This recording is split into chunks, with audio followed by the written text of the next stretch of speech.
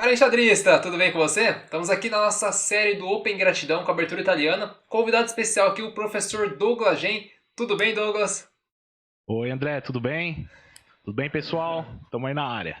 O Douglas, tem o dono do portal O Estrategista, né, Douglas? Conta um pouquinho do seu portal aí, o que, que ele faz, o que, que você trabalha lá. Ah, legal. O estrategista é uma ideia assim que eu já tinha há bastante tempo, né? Que era de ter um site que eu divulgasse os torneios de xadrez que estão acontecendo aí na atualidade, mas que não fosse um site somente de agenda, né? Um site de notícias também, a gente tem a seção de notícias. E fora isso também tem bastante material de estudo, a gente promove um circuito universitário de torneios, tem o Speed Chess Brasil, tem bastante atividade bacana aí pro pessoal se entreter, principalmente agora nessa época aqui de quarentena, né? Tá todo mundo em Sim. casa, às vezes não tem muito o que fazer, então tem bastante entretenimento lá no site. Isso é bacana. Vou deixar na descrição do vídeo aqui o link do seu canal no Twitch, né? Canal no YouTube também. E no seu Bacana, site, obrigado. né? Então, a galera puder acompanhar o trabalho do Douglas é muito bacana, senão não perca a oportunidade. E o Douglas vai estar comigo na transmissão do torneio domingo aí, da abertura italiana. Sim. Agora a gente vai ver a abertura, né, Douglas? Vamos começar aqui com uma partida um pouco histórica, é a partida do Greco aí de. 1620, né? Me diga. Sim, é muito antiga essa partida. E aqui a gente tá com uma italiana clássica, aí, né? Com E4, E5, Bispo C4 e Bispo C5, né? A gente vai trabalhar com essa posição porque no torneio domingo já vai começar assim, né? A gente não vai trabalhar com o Bispo E7, nem com o Cavalo F6, senão vai ser muito detalhe aí pra um vídeo só, né? Exatamente. São caminhos bem diferentes, tá? Inclusive, se fosse para abordar a questão da abertura aí com os dois cavalos, né, que seria o cavalo F6, já é uma vertente muito teórica, tem muita teoria mesmo, tá? Da pesada, assim, é bem diferente da posição que a gente vai trabalhar. E com o Bispo E7, né, também é uma outra variante totalmente diferente, as ideias são muito diferentes, apesar da posição parecer similar, mas não é muito similar. Por quê? Quando você joga com Bispo E7, eventualmente você pode acabar jogando com D6 na posição, e o seu bispo ele vai jogar para dentro da cadeia de peões, né? Então é uma outra estratégia e, enfim, acho que não cabe a gente ficar aprofundando muito. Mas a ideia principal, acho que é abordar três maneiras básicas aí que o pessoal tem de jogar de brancas, né? Que seria Gioco Piano, que seria exatamente essa posição aí que você já tem aí, né? Com D4. Tem uma outra posição que a gente jogaria com D3, né? Que é um jeito muito mais moderno de jogar. Não que o pessoal não tivesse jogado anteriormente, né? Já jogaram. Esse D3 é antigo também, mas de uns tempos para cá ele foi se modernizando, tem algumas ideias novas, tem assim, muito grande mestre da atualidade jogando, né? Então a linha com D3 ela é muito assim flexível, dá para você aplicar planos tanto agressivos quanto planos posicionais, então serve bem aí para a maioria aí dos enxadristas, né? E de repente dá um toque também no Gambito Evans, né? Mas essa não seria a minha indicação para jogar de brancas, né? Acho que é uma abordagem mais de pretas, porque como ela é uma abertura já antiga, né, muito estudada, muito teórica, ela já foi, entre aspas, refutada, né? Então acho que a Sim. ideia é de repente mostrar como que as pretas deveriam encarar um Gambito Evans, né? E não ter medo, né? Porque tem muita gente que não joga E5 com medo de enfrentar um Gambito Evans. Então, hoje vamos tentar aí desmistificar algumas coisas, Sim. né? Esse vídeo a gente vai mostrar as ideias de brancas, né, no caso. Esse mostrando a jogo piano. Aí no vídeo de pretos a gente vai contar como os defendendo do Gambito Evas aí. Percebido, esse vídeo vai sair amanhã. Então, esse vídeo aqui de hoje a gente vai trabalhar das ideias de brancas, no caso. Mas a galera não vai precisar ter medo Isso. no torneio, não. Você pode ir aqui em frente algum Gambito Evas. Mas é legal falar, Douglas, que eu percebi assim. Uma Uhum. abertura que eu não tenho o costume de jogar. Antigamente eu jogava. Mas eu jogava muito essa variante da jogo piano, que é com o lance D4, né? E o que eu percebi, Aham. assim, a diferença dela com a jogo pianista, que é mais recente, é que essa aqui a pessoa consegue igualdade bem fácil aí na posição. Já diferente da jogo pianíssimo, que leva mais um tempo para conseguir a igualdade e leva um pouco de técnica também, né? Isso, exatamente. Essa partida aí do Greco, ela não é uma partida que de repente a gente tenha que estudar a fundo nem nada desse tipo. Mas eu gostaria de pelo menos deixar ela aí para o pessoal dar uma olhada e entender como que era jogada antigamente, né? O Sim. pessoal sacrificava mesmo a torre de A1 aí e ia babando tentar dar mate, né? De tudo quanto é jeito. E, claro, antigamente o pessoal tinha uma grande dificuldade de, assim, recursos defensivos, né?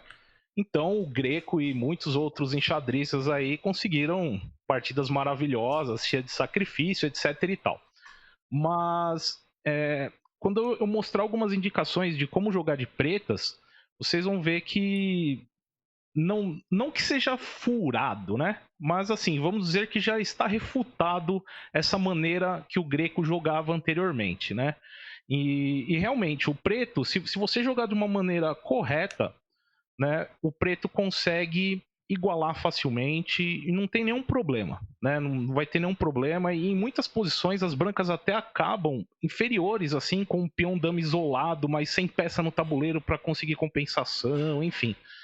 É uma partida dura de você tentar buscar o ponto inteiro, né? Sim. Então eu costumo não jogar essa linha com D4 justamente por isso, porque o preto pode conseguir uma vantagem, uma igualdade fácil, né?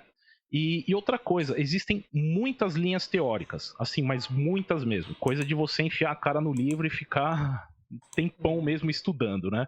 Sim. Então acho que essa não seria a nossa indicação, né? Acho que a posição aí ela pede um D3. Sim. É um jogo que eu acho bem mais difícil de conseguir igualdade. Claro que a teoria chega a todo mundo, mas se o jogador não conhece teoria, jogar o D4 é uma maravilha. Você consegue dominar o centro. Mas a gente vai ver no vídeo de pretos depois que dá pra conseguir essa igualdade fácil, é um risco que corre sem necessidade, né? Sim, sim. E inclusive, né, essa variante com D3, né, que seria o Gioco Pianissimo, ela tá sendo bastante jogada porque ela, de certa forma, não vou dizer que ela é totalmente esquemática, tá? Mas ela é bem esquemática. Tipo, por exemplo, se você vai jogar de brancas, jogar um sistema Londo, alguma Sim, coisa desse tipo assim, você não precisa saber exatamente aquela teoria concreta de todos os lances. Não pode errar um lance, porque senão você já tem uma sim, refutação absurda, sabe?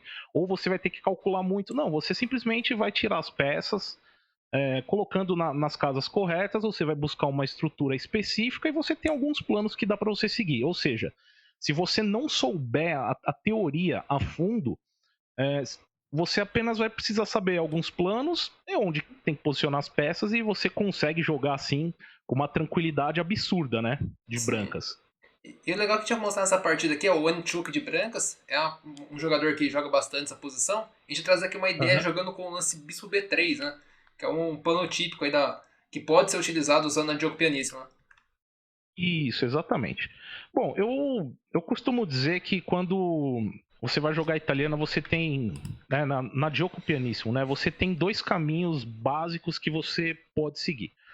Um é você jogar com bispo B3 e não jogar o lance A4, tá? Por quê? Quando você escolhe jogar com o A4, que é uma das abordagens que a gente vai fazer logo mais, você geralmente vai jogar uma partida mais pela ala da dama, você vai pensar, é um jogo assim, é muito lento, tá? Um jogo totalmente estratégico, etc. Quando você joga com bispo B3 e não joga o A4, você provavelmente vai buscar alguma posição de ataque. Inclusive, muitas das ideias, quando você joga com bispo B3, são ideias similares da Rui Lopes. Né? A Rui Lopes, né, que provavelmente você vai jogar lá bispo B5, depois o adversário joga A6, você joga bispo A4, ele vai acabar voltando para C2 em algum momento na Rui Lopes, né? E é Sim, mais ou menos essa ideia que a gente tem na italiana, no Gioco Pianissimo. O bispo ele vai voltar para C2, você vai tentar avançar aí de repente um D4, abrir o centro e tentar atacar o adversário, né? sim. E é legal que você colocou a disposição de peças aqui, que eu achei bem interessante, né? É o cavalo sempre em D2, né? Peão em C3, D3, faz o rock. E agora tem alguns planos aqui que é bem típico, né? Por exemplo, fazer o lance torre 1 e fazer a passagem do cavalo, né? Por F1, G3 e chegar, por exemplo, em F5, né? Essa é uma das rotas bem E comuns, né? isso, exatamente. Que é, na verdade, uma rota que acontece com frequência na Rui Lopes, né? A gente sai Sim, com o cavalo de B1, ele vai para D2, depois vai para F1 e para G3, podendo ir para F5. Ou em algumas posições ele pode até ir para E3 também, né? É uma das possibilidades. sim, sim. E E essa rota aí, ela é bem clássica, né? Então a branca sempre vai tentar fazer algo parecido com isso. O cavalo de F3, ele pode tanto ir para H4, né? Para tentar buscar a casa F5, né? Tipo, ele vai para H4, tentando ir para F5 também. E eventualmente ele pode ir para G5 também, tá? Dependendo do que você estiver armando aí, você pode tentar ir para G5, passar uma dama para H5 e tentar dar mate, né? Lógico Sim. que não é tão fácil assim, mas são temas básicos assim que eles vão aparecendo. Sim. É legal também comentar agora, tem um lance que deixou bem frisado aqui, é o Aham. H3, né? É uma coisa que eu gosto de comentar bastante nos vídeos aqui de abertura, é contar um pouquinho da sutileza na posição, né? Quando fazer esse H3 e qual que seria o motivo desse H3 aí pra quem o pessoal entender esse tipo de lance. O H3 é. Cada jogador, cada grande mestre tem uma abordagem diferente. Por exemplo, o Kramnik, ele costuma jogar o H3 extremamente rápido, tá? Tipo, ele rapidamente, assim, você vai encontrar várias partidas do Kramnik jogando H3 bem rápido. E já tem outros jogadores que demoram bastante para jogar o H3 e tem jogador que nem joga o H3, tá? Mas assim, o que o pessoal precisa ter em mente é o seguinte, que o H3 ele não evita a cravada do bispo. A ideia não é evitar a cravada com o bispo G4, né? Porque é o que geralmente o pessoal se assusta, né? Apareceu o bispo G4 aí, cravou meu cavalo e agora eu vou ter problemas. Não. O H3 ele visa evitar o cavalo G4, que é muito mais perigoso nessa posição, tá? Porque quando vem com cavalo G4, repara que eu não posso jogar torre E1, porque o ponto F2 ficaria atacado aí, né? Pelo cavalo de G4 e aquele bispo monstruoso em A7, né? Sim, sim. Então é bom falar isso porque às vezes o pessoal fica preocupado do cavalo estar preso, porém como tem um cavalo D2 aqui, você tira a dama com Sim, facilidade, né? Consegue jogando dama E1, dama C2, você tira essa dama sem problemas. É uma posição que consegue. acontece típico quem está iniciando a jogar abertura italiana, pode ser que tenha esse medo, mas não precisa ter, né? Não precisa. Assim, deveria ter medo se você não tivesse esse peão em C3. Porque aí, eventualmente, né, se você tivesse uma cravada com o bispo em G4, o preto poderia jogar cavalo D4 e começar a Sim, pressionar o cavalo de F3, né? Mas numa posição dessa, imagina. Se você puder voltar um pouquinho, André, o H3. sim. Volta mais um lance. Isso. Isso. É lance agora de quem? Das Das brancas? pretas, jogou bispo A7 nesse lance. Bispo A7, né? Imagina nessa posição que venha um bispo cravando aí em G4. Faz esse lance aí pra gente. Sim, Isso. Só pra demonstrar aí mais ou menos a ideia. Aqui, facilmente, pessoal, eu vou conseguir jogar torre 1, vou conseguir jogar cavalo F1 depois, cavalo G3, e depois eu vou jogar o H3. Quando eu chegar com o H3, ele já vai ser obrigado a trocar o bispo. Ou seja, essa cravada funciona, né? não dá medo, né? Não acontece nada. Ou ele vai ter que trocar o bispo pelo cavalo, ou ele vai ter que voltar o bispo e perder um tempo com o bispo, né? Sim, sim. Então não funciona mesmo, né? Não, E, não funciona muito bem, não. e aqui nessa partida aqui, só passar brevemente alguns lances, né? Essa partida tá na íntegra no nosso artigo. Mas quem quiser dar uma olhada, o Anchuk venceu essa posição aí. É uma ideia para você jogar com o bispo B3 e saber dispor bem as peças, fazer essa manobra do cavalo. é, e fazer o Isso. H3 também interessante. Esse é um momento. Só volta um lance, só. Tem um momento interessante, que mais um lancezinho. Isso. Agora é lance das pretas, né? Espécie. Vamos dizer que essa é a posição do sonho das brancas, tá? É a posição assim que as brancas conseguiram fazer tudo o que ela queria, que é o quê? O bispo que estava em C1, a casa ideal para ele nesse momento é a casa E3, né? Que vai suportar esse peão de D4 e vai bloquear aquele bispo de A7, né? Então a casa desse bispo, a casa ideal geralmente é E3. As brancas conseguiram chegar com o cavalo F5, que é a posição dos sonhos do cavalo, tá? E inclusive agora que já fez o D4, pode surgir algumas posições, por exemplo, com dama D2, impossível sacrifício em H6, tá? Dama D2 e bispo por H6 pode ser que aconteça. Pode ser que aconteça, por exemplo, o cavalo de F3, ele pode ir para H4 e você consegue passar dama via F3 também. Ou seja, o ataque chegou, né? Depois que você consegue uma posição dessa, o ataque chega e chega poderoso, assim. Tipo, é muito difícil de você conseguir parar esse tipo de ataque, né? Sim, sim. Mas se a galera quiser ver como essa partida concluiu aqui, acho que é bem interessante ver a forma como o Ancho conseguiu converter essa iniciativa que ele ganhou. Vamos mostrar agora pra galera a ideia jogando com o lance A4, né, Douglas? Que é outra variante que nós temos. Sim, sim. Bom, vamos lá. Com a 4, a partida modelo aí é a partida do Carlsen, né? É o Carlsen Carlsen e contra o Anand. Anand. Isso. Vamos mudar aqui a partida, colocar aqui Carlsen e Anand. Então os primeiros lances aí Isso. não muda muito, né? E começou com rock, né? Sequência, não importa uma sequência, começar com rock, começar com D3 ou C3, né? Tudo. Exatamente. Inclusive assim, geralmente o pessoal, assim, na atualidade tá começando a jogar com D3 antes e o C3 vem depois, né? Mas é como eu falei, tem gente que já joga com H3 rápido, tem gente que demora um pouquinho, mas é questão mesmo de estilo, de sempre tentar pegar ali algum pequeno detalhe da posição, né? Sim. E quem fez o lance A6 é um lance que você comentou que é pra não perder um tempo, né? Esse A6. Isso. Esse A6 aí, para quem vai jogar esse tipo de posição de pretas, né? Para quem gosta desse tipo de posição, o A6 agora ele é muito importante. Por quê? Porque depois que você já tem no tabuleiro esse C3, a ameaça das brancas é clara, né? Jogar B4, A4 e sair na caça do bispo, né?